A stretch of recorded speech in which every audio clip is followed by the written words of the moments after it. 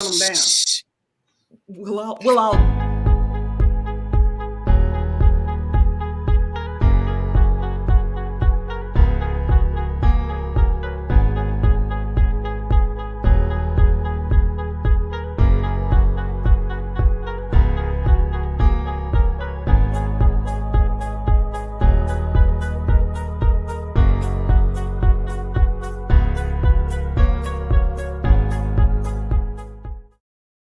Get ready for Sonia, Teresa, Vanessa, Bettina.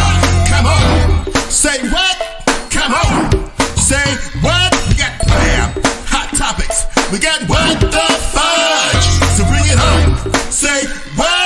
Bring it on. Say what? You got questions. We got the answers. You wanna chit? You wanna chat? You wanna talk about this and talk about that? You're in the right place to hear the facts. Bring it on. Say what? Bring it on. Say what? The ladies are bringing the conversation. So join us on Say What across the nation. Bring it on, y'all. Say what? Come on. Say what? Bring it on. Say what? Come on. Say what? Bring it on. Say what? Come on. Say what? Bring it on, y'all. Say what? Come on. Say what? Bring it on. Say what? Come on. Welcome. Say what? Yes, I got that what down today. Yeah. Welcome, ladies. Happy to see you today. How are we? Wonderful. Peachy. Cold. See, y'all, I got all this hype. Y'all talking about just peachy. How are y'all feeling? I'm hype. I'm fine. I'm peachy and I'm cold. Let's not talk about that cold. Let's not talk about that. And we are happy to have our listeners with us today. We want to say what to you and welcome you to the show today. So y'all know how we do this. You know we can't go another further without the word of God. The bishop is present and accounted for. Bishop, what is it that thus saith the Lord? Well, today he is talking about how wonderful women are. And so we're starting with Proverbs 31, verse 25. Well, actually, it's just 31:25, and it's the New Living Translation. And it reads, "She is clothed with strength and dignity, and she laughs without fear of the future." And basically what this word is saying is that when it says that she's clothed in strength and dignity, it's saying that she's more concerned about her inward than her outward appearance. She's more concerned about her character, how she portrays herself, how her faith in God, her spirituality. She's more concerned about these things, her inner strength, her peace, her joy. She's more concerned about all of these wonderful things than her outer appearance. And we know in the world that we live in today, and there's nothing wrong with looking beautiful because you ladies always look so beautiful and enhancing that beauty. But we can't put so much work into our outer appearance that we don't take care of our inward man. And with that being said, moving forward, it says here that she said that she laughs without fear of her future. She's not concerned about her future. She's not afraid of what's to come because of her relationship with God. She's not afraid of any challenges that she may face because of her relationship with God. She is not afraid because God has not given her the spirit of fear. She has that trust in the Lord. Proverbs 3:5, trust in God, lean not to your own understanding, all your ways acknowledge him, and he will direct your path. And that's where this woman is. She has that much faith and trust in God. But the reason why she has that faith and trust in God is because of the time she spends with him, because of the relationship she spends with him, that she has with him. And that's why she has so much confidence in herself to say that, she don't fear the future. Bring it on. Bring it on. So that's the word for the day. Wow. Sonia said, bring it on. The word of God said, bring it on. Don't y'all never say that God ain't current. He's like, bring it on. Yes. Okay. Bring it.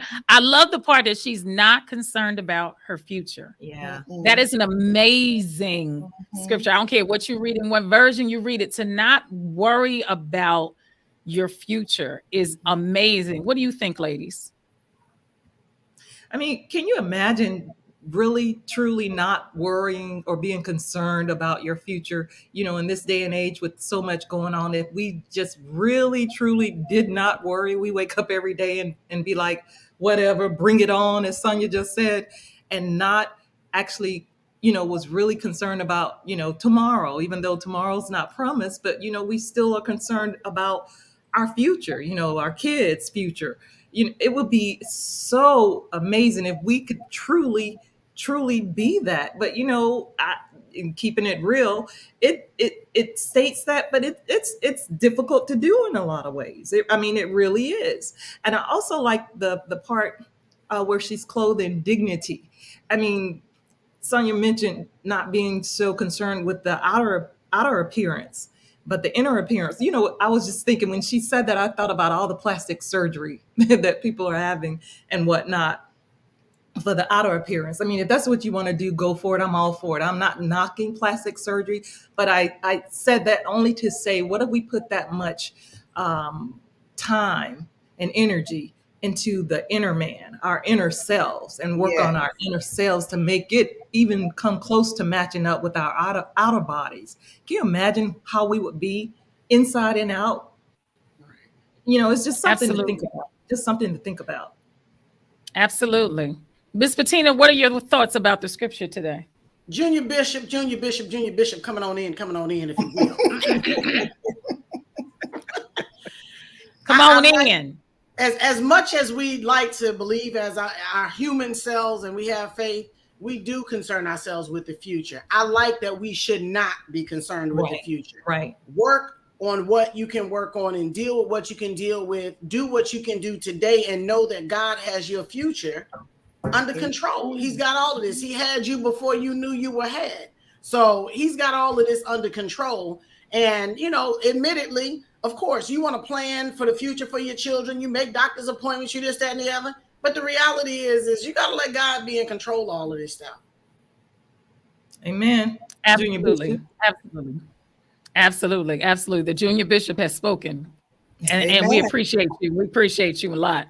But that was a great word today. Thank you so much, Sonia. Miss Vanessa, ma'am. Tell us what's going on in this world. Yes, ma'am. Well, there's a lot. I think the questions going forward should be what's not going on in this world. That would be a little more challenging because it's a whole lot going on. But we'll start first with the Russian war, the Russian invasion of Ukraine. So last check, they're still advancing on the city of Kyiv. I think Putin underestimated the resistance and the pushback that he'd get invading Ukraine. So they still have not taken Kyiv, which was one of the main targets that he was targeting, and they're fighting. They're not going down without a fight, and they are truly bringing it to him. This morning, as I checked this morning, they did report, and they reported it also yesterday, that the Russians are bringing in hazmat suits, which seems to be indicating the possibility of a chemical war. Some sort of bio warfare starting to take place. To me, that just indicates, I can't take you down the normal way, the way I thought I could go in and just take over. So now I've got to add this extra, bring possible nuclear, some sort of nuclear weapons if possible, but I'm going to bring you down because I couldn't do it the way I thought would be easier. And they also said that Syrian fighters were on their way over to help them fight as well. Why do you need this extra if you're the big bad wolf? I know that's right. It's really sad to see all of this go down, and ABC, and I'm quite sure all the networks are interviewing them, but they interviewed a couple people who were in Russia.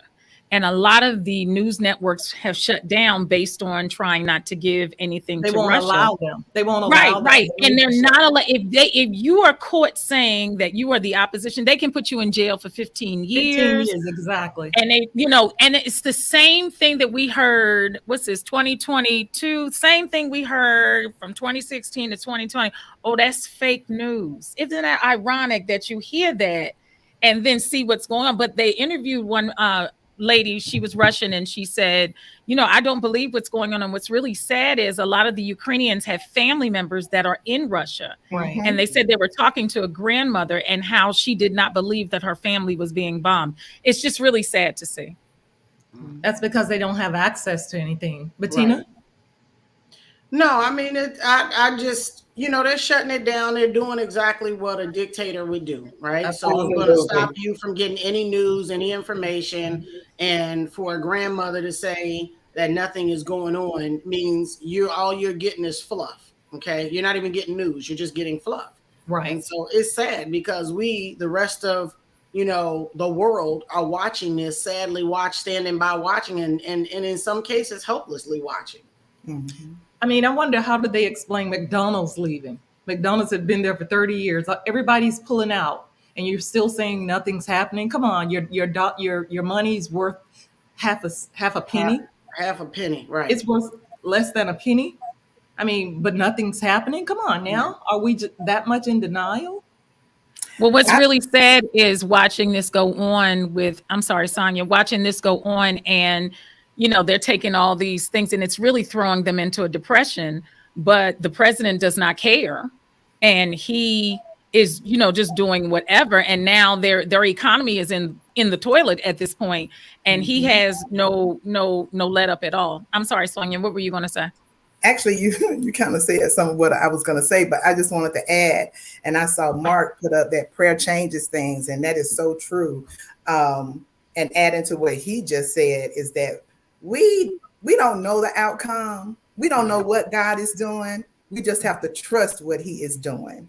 And so I'm going to leave it at that. Right. That's so true. That is so true.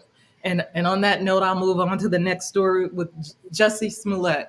I almost called him Juicy Smollett. I'm thinking of comedian. I'm sorry. Every time I call his name, I think of. Thank you for not saying it. Thank you. I'm sorry, but Jussie Smollett was sentenced to 150 days in jail and 30 months probation. And I don't know if you all saw the sentencing, but he did let the judge know after the sentencing that if anything should happen to him while he's inside, that he did not harm himself and he's not suicidal, and pout to the people because he's not suicidal. He's not suicidal. I had to call Vanessa and ask her what he meant by that, because I was like, what's the problem with him being suicidal? Well, he letting them know that if something happened to him, somebody did something to him. So don't think for 1 second that he's trying to hurt himself. So that's what that was about. I ain't mad at him. It's almost something that you have to do if you headed to jail. Now, I'm not saying heading to jail is going to be a thing. I'm just saying if by chance you are, you need to let everybody know. That it's not me. I'm not trying to do any of that. I'm going to fight the good fight, and I'm going to fight the power. Okay? I guess because people have been going in and not coming out. Right. Yeah. Go ahead, Vanessa. No, go ahead. I was just going to say that maybe they would give him house arrest. Well, it's funny that you brought that up, because Vanessa and I were talking earlier. Remember the case that went down with the parents that paid for their children to get into the Ivy League schools? Right. You got 30 days, you got 15 days, and with this, you get 5 months. It just kind of blew my mind for a second. They did not expect for him to get any type of sentence. They expected probation. And actually, if you listen to the sentencing, the judge started off with probation. He said, we're looking at probation, or 30 months probation. And then he said, however, you're also going to serve 150 days in jail. I would have felt some kind of way right there. You start off with the jail first and then tell me about probation. Don't trick me. Don't do the okie doke and tell me I'm getting probation. Oh, but by the way, you got to first serve, jail time. No. And that probably Tracy said, don't let nobody know his name is Juicy in jail, because that's just not going to be a good thing. No, that would not be a good look at all. So do y'all believe that is warranted, that he got what he was supposed to get, or do you disagree with what the judge? Because what got me was the judge's speech before then. I was like, when are you going to get to what you done said all this to say what? So what do you, ladies, what are your thoughts? So do you think he was kind of grandstanding in a way, the judge? Yes. Of course. Yes, Of course. Right. And I think he's trying to make an Go ahead. I'm sorry. Go ahead. When you look back at it, sometimes when people get their little 15 minutes of fame, they're going to use that 15 minutes. Think about Judge Ito back in the day with that whole, what's his face? With the OJ? Yeah, Orenthal. Mhm. Orenthal James. Back then, Judge Ito was about it. You know what I'm saying? I was like, nobody knew a Judge Ito. Now all of a sudden that's what happens. I'm telling you, people get 15 minutes of fame and they get a little time to talk. I don't know what's right, wrong, and indifferent here. Here's what I'll say. If they find the heck out of him for every dollar that the police spent on investigating that, give him some probation, no clown again like that, we're not playing, and keep it pushing. Seriously. Right. Yeah. It was right. not, And the probation was warranted. The probation was warranted. They did find him the money that he owed them back. But I was still trying to figure out the 5 months. I didn't understand that. I don't know that there's anything to be served by the 5 months. I mean, he did what he did. I mean, everybody got their right eye on him. So whatever he says now, everybody's. So it's not like he's going to necessarily run back and try to run that game again. So I just feel like, fine him for every dime, because it's not a victimless crime. I mean, you had all these police officers, that were distracted looking for this situation when there's some people that are missing in Chicago that they could have been looking for. There was other crimes that they could have been taking care of. So that's true. Shame on you, Jesse. Just, stop that. Just stop it. Well, Tracy is saying, they were trying to make an example of him for wasting the resources. But if you fine him and he pays that back, I'm still trying to understand. No, like I said, you could have had the probation, but I didn't get the 5 months. I didn't understand where that came from. Right. She makes a valid point, though, with the trying to make an example, because by just making him pay and giving him probation, he has the money. So why would anybody feel like, okay, that's a deterrent? But if you got to go to the clank and get to the lockdown, that's going to change things. It doesn't matter whether it's 3 months, 30 days, or whatever. Knowing that there's a possibility that you're going to lose your freedom for a period of time should be deterrent enough, aside from you paying $280,000 or $500,000 to the police department because you got the money in your bank account. That's true. They could have paid that and kept it moving, and maybe that's why he didn't have it. I'm sure his sister was going to be like, "Don't worry about it, I got you." Right. And his mother, was it his mother or his grandmother? Did you hear her speak? No. When I heard her speech, I said, "Oh, she probably should not have said anything." She pretty much she got onto them. Got onto the prosecutors and the people who were reporting it and said that they needed to do a better job at reporting the truth, and that they misreported a lot of things, and you didn't do this right. And I was thinking, you probably should have found someone else to speak on your behalf. Mm-hmm. So I don't know. So hopefully, I don't know. They might cut it in half though, because they did it to those same people, the school people. They did it to them. A lot of them got their sentences cut in half. A couple of them didn't serve the whole time. Felicity Huffman did 2 weeks. Yeah, they were a little lighter skinned than Jesse, though. Well, that's I'm sorry. My bad. You're right. My bad. Okay. Keep it moving. I'm gonna keep it moving. A little bit. They were a little bit more light skinned. I'm gonna keep it moving here in this last story. It's not even a story. I'm just gonna mention it's a honorable mention. I guess I don't know if it's honorable, but the what is it? One term, twice impeached, former White House disgraced, dictator loving former White House resident's plane had issues, engine failure, but it was able and returned back to the runway. In other news, Tracy Braxton passed away from the Braxtons, Tony Braxton's sister, Tamar, their sister. She passed away at the age of 50. I saw that earlier today. So we want to keep the Braxton family in prayer. Well, thank you, Ms. Vanessa. Thank you, yes, thank ma'am. you. So we are celebrating the women of our world, not just our country, but our world.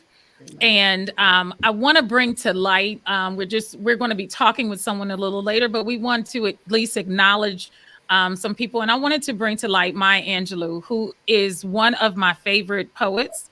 I love her and just thought that she needed to be celebrated. Her original name is Margaret Annie Johnson. And she was best known for being a poet, a memoirist, a civil rights activist. She was also an actress. For those that remember Roots, when it first started, the movie, she was the grandmother of Kunta Kinte that was born. So it was amazing to actually just remember that part of her being in the movie.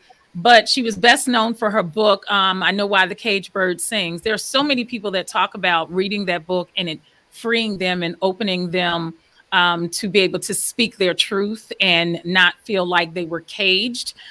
She's directed movies.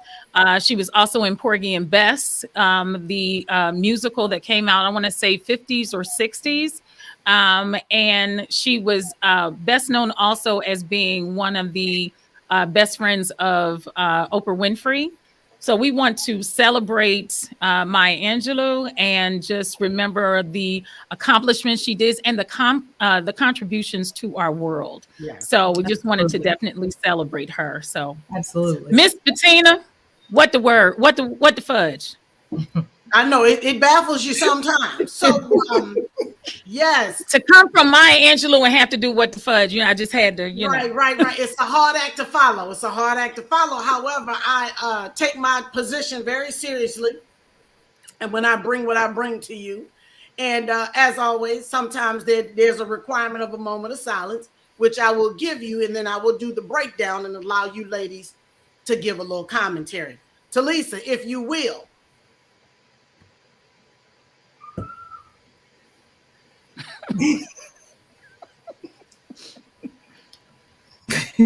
So, Wait, Bettina, you're gonna make me put on my glasses for this. ma'am, put your glasses on.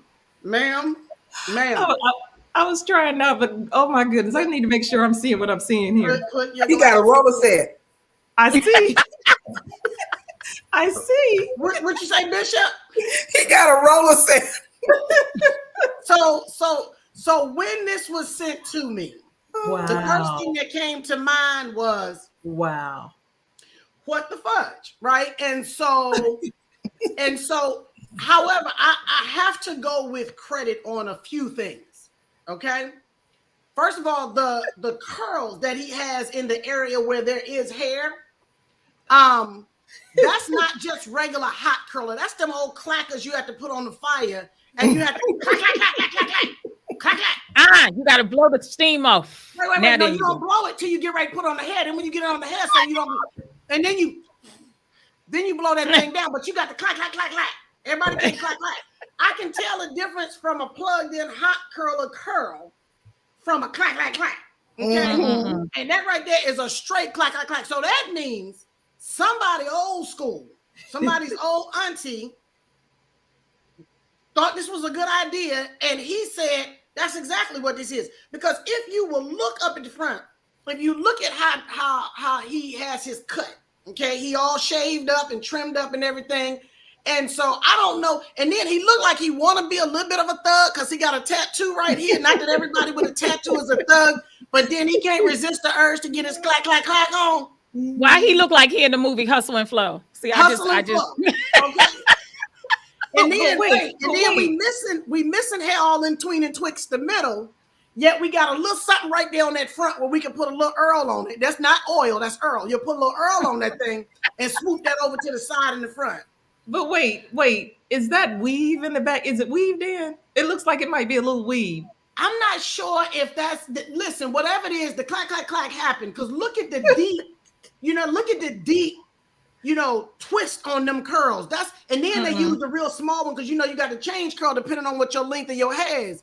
You got to get, so they pulled that one out and got that lower part. So I say unto him, sir, what the fudge? Oh my goodness. Bless his heart. I want to know who did it. I want to know the stylist that did it. That's where I got questions. You do? What stylist did this? She didn't say she was going to get her hair done. She said she wants to know who it is. Who did it? Okay, I'm sorry. My bad. I want to know who did it. That's all I want. Oh, who said? Mark said unbelievable. So y'all remember when you used to get your hair done, and Sonya, you said your mom did hair, right? So remember when you first came into the beauty salon, they would say, "Let me look and see what we got here." I want to know who did it. Because after you looked at it and you still proceeded to do this, I got questions. That just took you back, didn't it? It did. I mean, it just took you way back. The back of my neck burning from being burnt with the hot.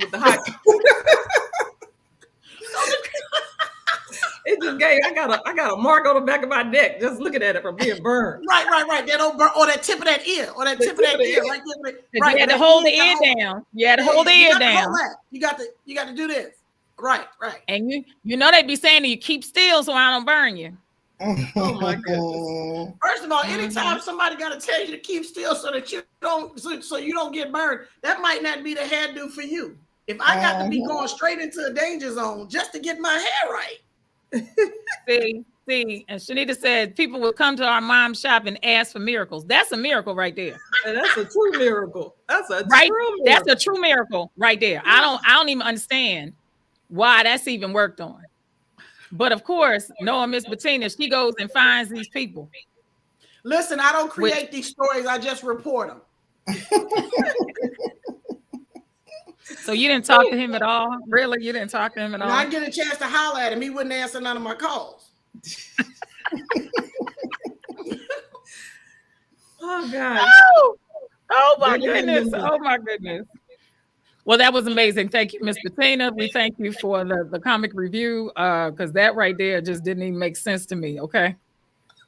But again, we are talking about amazing women in our world. Yes. And there are so many, and it's wonderful to watch the world celebrate Women's International Month, the month. I know we have a day, but we have the whole month. And to just see the whole world celebrate women is just an amazing thing to see happen. Ladies, if you could think of somebody who made an indelible mark on your life, who would it be?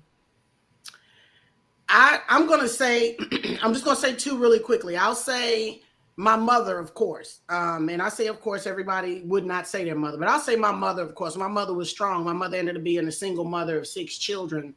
And my mom would work. She would walk to the bus stop because we didn't have a vehicle. She was out there in the cold. When we didn't have enough meat, she always made sure each one of us had a piece of chicken or two, and she was eating the beans and the rice and trying to make like she was glad to do it. However, I will say my Auntie Fern. My Auntie Fern, who watches us from YouTube, worked in the Pentagon for 43 years. Oh, wow. And right. So she, back in the day when you had to take, remember back in the day you took the civil service test? That's when she did. She graduated from high school, and she graduated from a Catholic high school in Newport News, Virginia, an all white Catholic high school. Okay. Right. Wow. And so she graduated from this high school and went on to work at the Pentagon for 43 years before she retired. So she's always been my guy. She's the one that got me my first Pentagon savings account. I still have it to this day. She encouraged me about making sure I did right by my credit. Now, I ain't always do the right thing. However, she was encouraging. Okay, let me just say that part. However, I mean, it's just I don't think she knows what an unsung hero she is or heroine she is for me. And so, like I said, I put my mom there. However, my Auntie Fern, I don't think she understands what an unsung heroine she is for me to watch her do that and work in the Pentagon. And I mean, she worked with all kinds of people, Chappie Jane. I mean, you think about, she's worked with some of the most historic Black military people, met and known them. Cuba Gooding Jr. came up to where her office was, where she worked, and there's a picture with her in Cuba, who is only about 4'11". Well, he might be a couple more inches, but anyway. Stay out of there. Stay out of there. So I would say my Auntie Fern E. Jones Bird. Thank you, Miss Vanessa. Who is the person that made an indelible mark on your life? I'm like Bettina, and I tell my sister this all the time, and you all know my sister Alfreda. I mean, my mom passed when I was 12, and it was a lot of us still at home. And she quit work to help take care of us. And, you know, I don't know how many people would have done that even today. But she's my sister, but she filled that void that my mom left, that was left open when my mom was there. And I just thank God for her. Every single day, and I talk to her pretty much every single day as well, as a result. But she's done so much for us, and I'll speak for me specifically. It's just she's always been there for me. I recently married, but over the years, I've been single since seems like just forever. But she always, always, always, every Christmas, every landmark, she would always make sure I had a gift. you Mm. know, she said, I know you're not married, but I want to make sure you will have a gift under the tree. And I Yes. had nice Christmases. I mean, she took care of us. And I'm so thankful and grateful, and I could never ever express to her or repay her for just being there and being that person that I needed at one of the most vulnerable times in my life. And you all know I talk about her all the time. It all the time. Oh yeah, So we love Fred. yes. So it would definitely be my sister, Alfreda. And Miss Sonia, who is the person that made the mark on your life? I have to say the same. My mom, I have two, but I'm just going to talk about my mom. My mom is such an amazing person. And I just can't tell you, I had to become a grown woman to realize what I grew up with. Just she being a single mom, taking care of four children. And my sister posted earlier, buying a home, paying it off early. But not just that, she went back to school. She was an entrepreneur. She was a business owner, and went back to school, got her degree, ended up getting her PhD. She studied biblical studies. She did all of this with four kids with the help of my amazing grandmother. And there was nothing that I lacked growing up. As Lynn said right before we came on the show, that I was very active and popular in school. And I had the privilege, because of my mother, to participate in anything in school that I wanted to do. I never heard, I can't do that because we don't have the money. And it's okay if you don't have the money, and when families and they don't have the money, that's fine. It's just that with her being a single mom, I never had heard that. And there were times when, I would go on these different band trips, and I did all kind of things. Anyway, with doing those things, I would have more money than some of my friends that had a mom and a dad when we would go away. And so just the sacrifice that she made for us and still makes for us today is just, I could never, ever thank her enough. And then when you go, as you was talking about Aunt Fern and the people that she's connected with over the years, my mom was very heavily involved in NAACP, SCLC. She was one of those people that, met President Obama. I mean, she is so well connected. And these are things that I just had no clue about. She would be going to these events and things. And I'm like, you just stay busy. You're always going, you're always doing this. But she had connections, and praise God, because she had the favor of the Lord on her. Amen. Amen. Amen. I think it's admirable, and for people to notice. It's funny when someone gets an award, the first person they thank is their mama. I want to thank my mama for doing such for me. But it's true. You think of all the things, your mom did for you. And one of the things I constantly ask my mother, especially when I was in school for my counseling degree, because a lot of the stuff that we do is related to our families or whatever. And I lost my dad very early. And my family just kind of chipped in to kind of, you try to fill in the gap from him not being there. And my mother decided, because we didn't have a lot of money, but she decided, you're going to private school. And I was like, what made you decide that? Everybody else on the block was going to the school around the corner. What was it? She said, I didn't like the school. I didn't like what it did. And I felt like you could do better. And when I hear the stories of what she did to get me there, she would argue with the officials that she's got the grades. You can't say that. We got the money. You can't say that. And just to see the fight. So by the time my son came around, it was just, you just followed the steps. It was just how you did it. And I was talking to a friend today. We grew up together, and we were talking about how as kids, you were never just sitting around doing nothing. They had you in something to do. You were not allowed to just kind of sit there, and had you in all sorts of problems. But again, looking at how we were raised and what they offered to us was just amazing to see. And that's usually the first person when we win an award or do something that we thank our moms.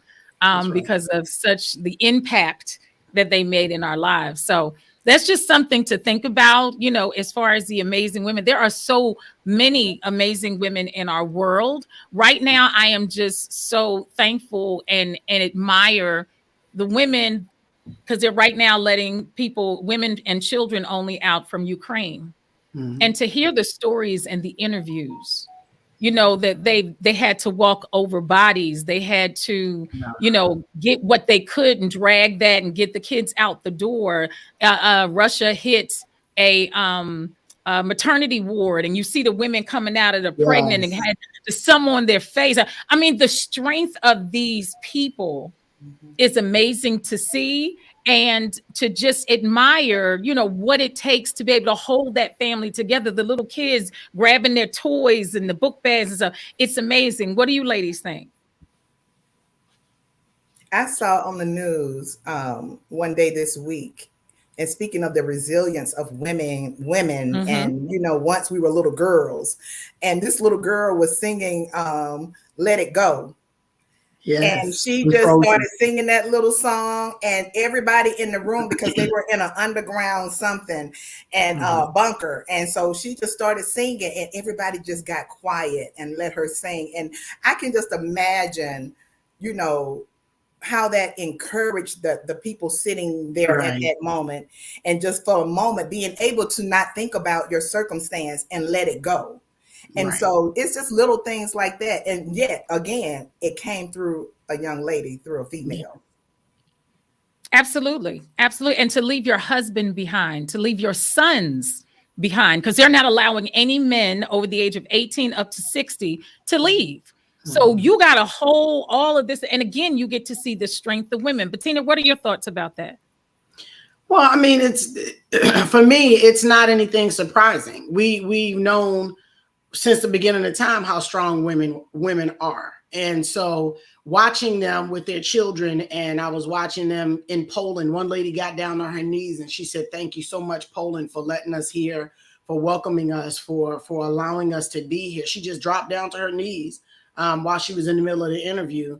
And I'm not gonna lie, my heart got weak, because I think sometimes we as Americans, when you've traveled abroad like that, whether active duty military or not, and it's usually for active duty service, for me, we take stuff for granted. I'm not gonna lie, we take a Yes, lot we of stuff do. for granted, Yes, we do. and we just take a lot of stuff for granted. So I'm just anxious to talk to one of the beautiful people that is making a difference in the world today, who we have on this show. I'm excited. I'm telling you, I'm giddy. Well, Miss Vanessa, can you introduce our guest? Yes, I agree with Miss Bettina. I would love to introduce our upcoming guest. We have joining us today Dr. Whitney Ingram.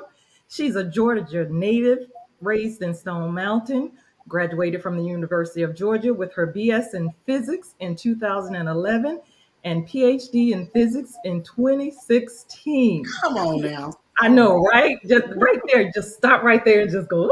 Right, I'm telling you, I'm teared up. I'm not gonna lie.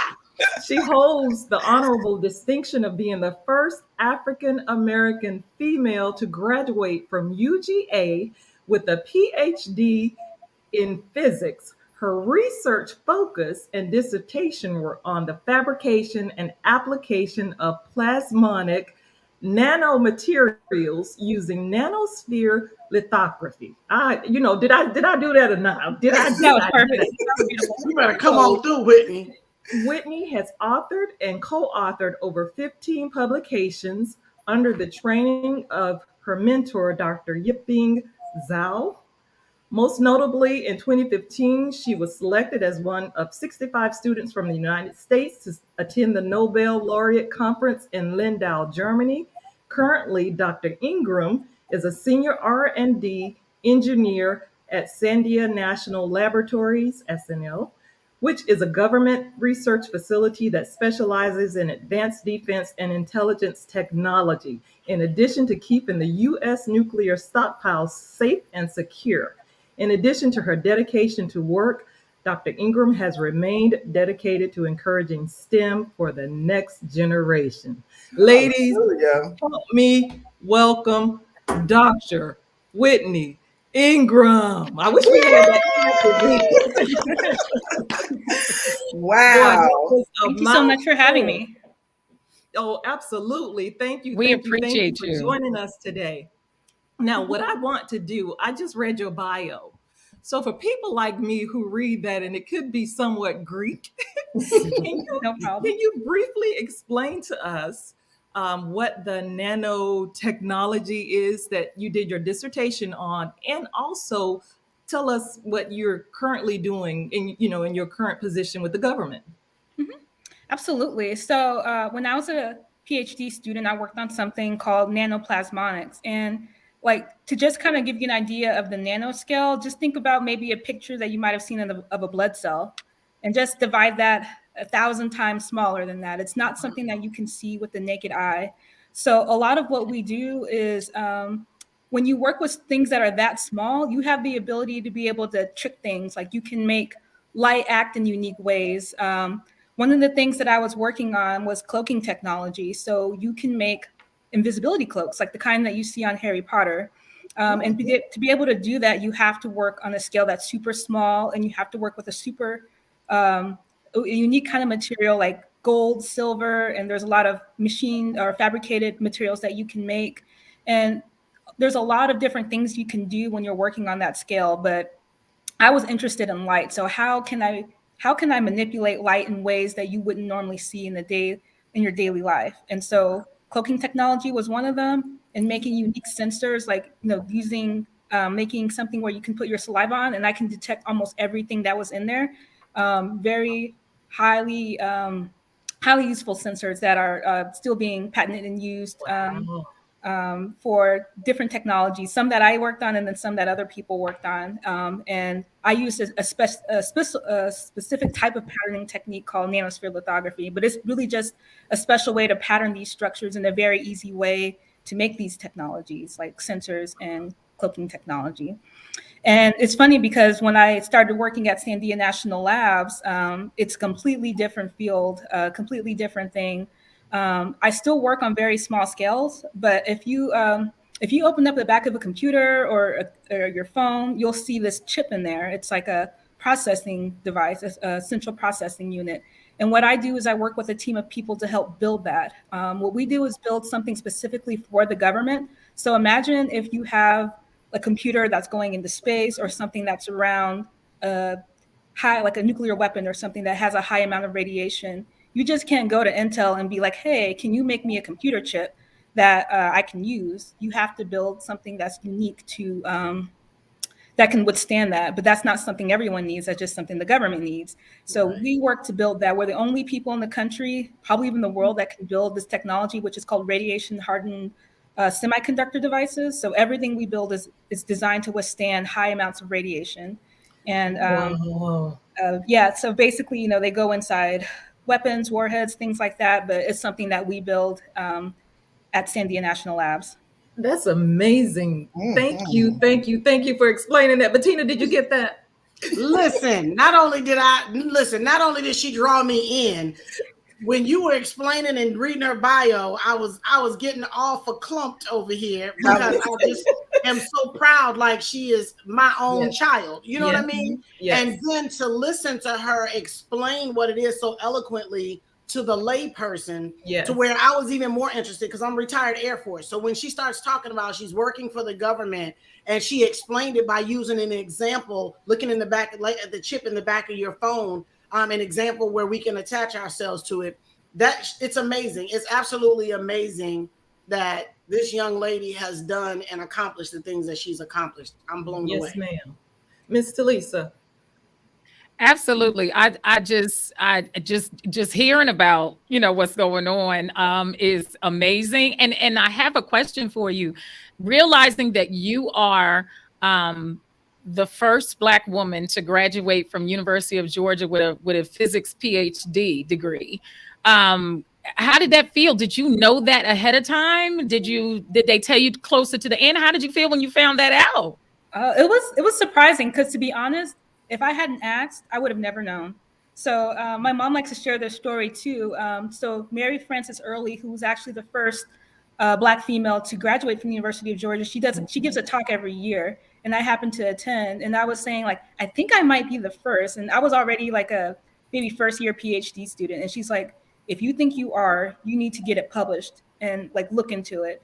And I always kind of held that in the back of my heart. But actually, I didn't know until maybe about 3 months before I graduated. I emailed a friend that I had at the graduate school and asked her, like, hey, I think I might be the first. And she's like, well, we need to get with our on-site historian to figure it out. They have to check through every single admission in the physics department for the past X number of years. And so they did all the work. And so I probably knew about maybe a month or two before I actually graduated my PhD. So I was doing all this. And just to give you an idea, it's pretty rare to even have like Americans in the physics program. So in my incoming cohort, I think I was not only the only Black female, I was the only American female.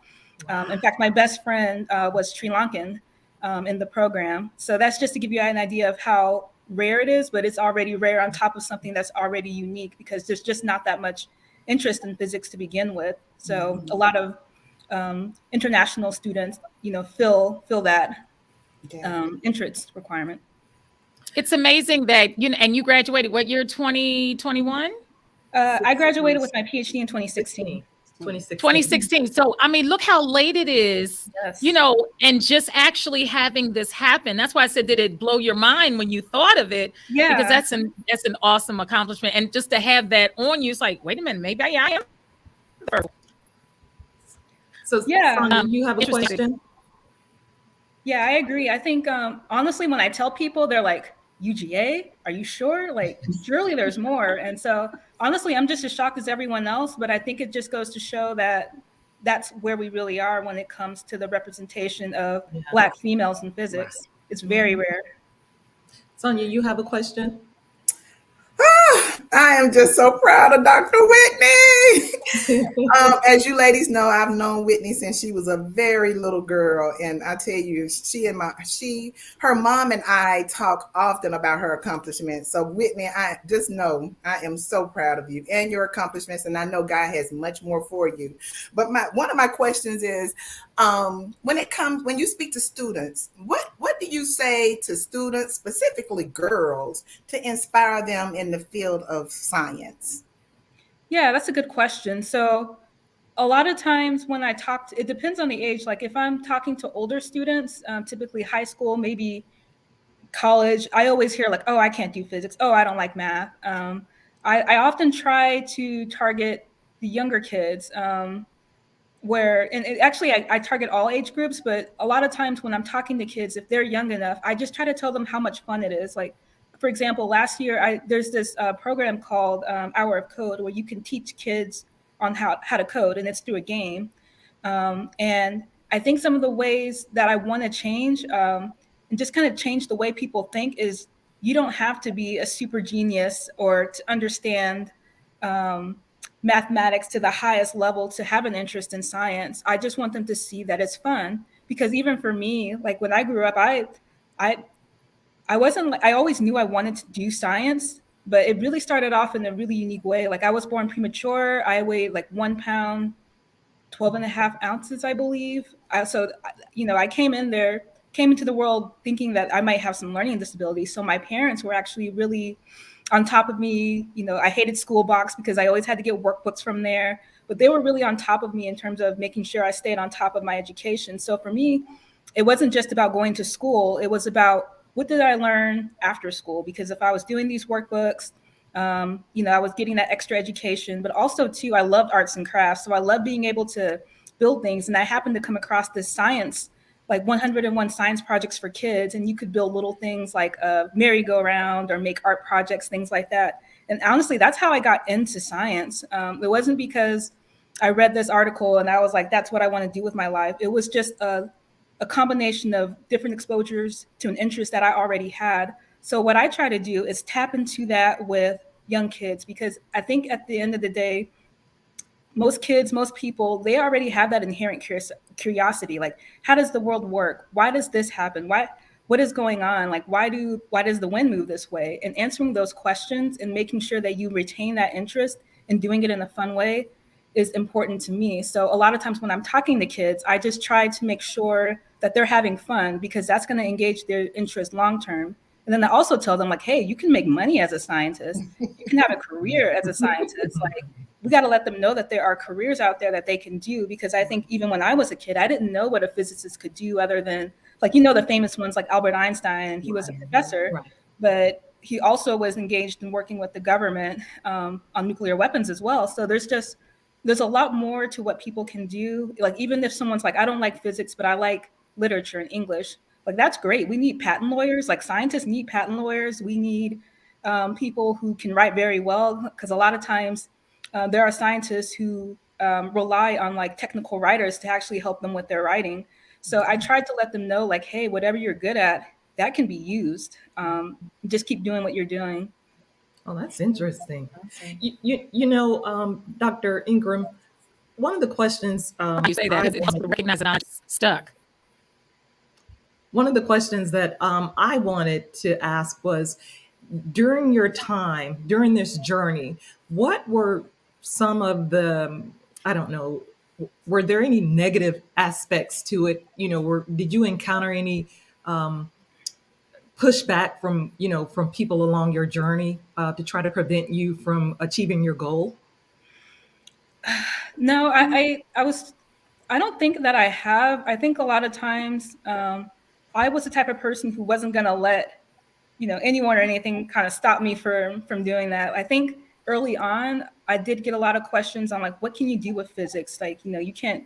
It sounds nice, but what can you really do with it? But I kind of wanted to keep going with something that I liked. In terms of like maybe interactions with professors, I mean, I hadn't gotten anything from, like, while I was a student. I think even now, like, if I present at a conference, someone's like, oh, I remember someone made a comment like, oh, that's really nice for a Black female. And I'm like, what does that mean? It's just stuff like that you hear and you don't expect it. It catches you off guard.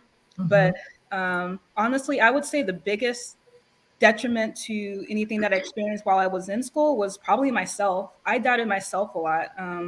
And that might come from just where I'm at, because when I was in a classroom, like even just as an undergraduate student, I look around and I see no one that looks like me. I'm worried that people are going to judge me, even if they don't say anything. I mean, I've had situations where I felt hurt where no one wanted to work with me because I assumed they didn't think I could keep up. Stuff like that I still remember because it hurt. But it never deterred me, because I knew, like, this is what I wanted to do. And as I progressed in my PhD, I think the only way that I could have survived is to say, okay, I'm the only one that looks like me, but I deserve to be here. I belong. I'm working hard. Like, this person may have, learned what I'm learning, like when they were in pre-K, but I can still do things that they can't do. I can build things that they can't build. I have a creativity. And so over the years, I learned to see my own value, but I was very afraid, and I was the biggest hurdle to myself. I had a lot of support and mentors that really helped me get through that. And even my mom likes to joke and say, like, she got her PhD along with me, because that's right. Yes, she did. Yes, she did. Yes, she did. And I'm like, Mom, someone did this and it hurt my feelings, or, like, oh, I did this and I felt like I did it wrong. So she was really my sounding board for a lot of things. So Oh, that's beautiful. I hope that answers the question a little bit. Yes. So I have a question, because I know we don't have much time, and I'm sad we don't have as much time as we would like to have with you. So maybe one time in the future, you'll come back to visit with us. So I want to ask you, do you believe that, and it's going to seem, I mean, it may seem like a little kind of a flaky question, but do you feel like your education intimidates people, especially white people? It probably does intimidate them, because a lot of times they'll ask me, well, like, where did you get your degree? And a lot of times they'll ask me questions like, specific questions of what they know about physics. That's how I know it's like they're challenging me in some way. Right. Mm-hmm. It doesn't necessarily have to be white, but the people who have challenged me tend to be white. And I don't mind, because a lot of times I can answer their question. So I don't really take any negativity towards it. I just think that maybe they just haven't seen anyone like me, and I can speak and represent myself very well, so I feel really confident if they ask a question. Honestly, if I don't know, then I don't know. But I think it transitions. They may go from doubtful, or actually anyone, to genuine curiosity. Like, a lot of times they may be saying, like, well, what is going on with the government? Like, are there lasers out there that can do this and do that? And so it goes from maybe just general curiosity and doubt to respect and wanting to know more about what I do. And I think at the end of the day, that's all I can really do. Like, people will judge me. I can't control that. But over time, if I can earn their respect, then they can come to me for any of their questions, or and then they can say like, hey, I know somebody who knows her stuff. That's Well, what I want to achieve. Just based on this conversation, I think your faith and your spirit lead and they step before you. And that's why you are able to change minds. I mean, I'm not a science person. I'm excited about the idea of looking into what you do more, just to learn more, not to go to school. Okay. just to learn more about what you do, just by the way you're explaining it, and you're opening up a field for me that I didn't have any knowledge about, quite honestly. Awesome. Well, Yeah, if you have what people would- who have questions, I'd be happy to answer. Yeah, about just careers in science. So, final question: what would you say to some young girls who are thinking about entering the STEM field and are a little hesitant because sometimes it's challenging? It's what would your word to them? Yeah, I would say like, keep moving forward. Even for me, like, I didn't make straight A's in all my classes. There were times where I felt like I couldn't do it, especially probably I would say in my third year of my PhD. I was like, what am I doing? I can't do this. This is too hard. It's too much pressure. But I kept going. And so I would say to them that if a door closes on an opportunity, go through a window. There's so many different opportunities in STEM. There's a lot of people who want to see you succeed. Like, even for me, when I was an undergraduate student, they had STEM programs for minorities. I took advantage of everything. That's how I knew what I wanted to do. I worked with people.